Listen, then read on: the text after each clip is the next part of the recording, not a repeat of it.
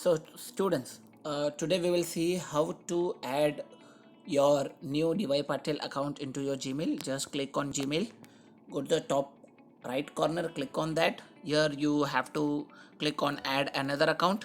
Over there, click on Google. Since we are using G Suite, you have to use the Google account. So once you go there, it will ask you the Gmail account whichever you are using over here. So over here you need to type your email ID, or you can say the LMS ID which has been provided to you. I'll just enter it first. Press on next. So once you press next, it will ask for Google password. Okay, now all the students just keep in mind the Google password here is capital S, again capital S, MART @999, that is 999. You have to press next. So once you press next, this will open up your Google first terms and conditions. You have to click on accept and then I agree. So once you do that, it will be checking that, and since this is first time, so you have to wait for a second. Okay, so once it comes, your email ID has been added. So what I'll do, I'll just click on, what you have to do is click on the top right corner, and in this list you will be getting your newly added Gmail account. Just click over there. Over there you can see that I have sent you an invitation. So click on that.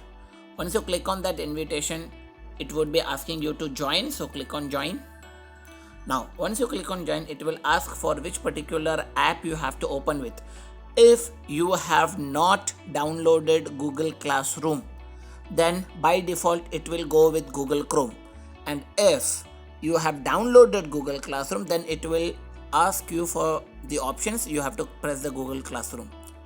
So sometimes what happens, when you press the Google Classroom, it doesn't show anything, right?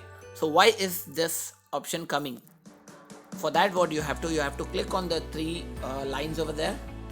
Just click on the email ID over there. From there you have to click on the email ID which you have just added.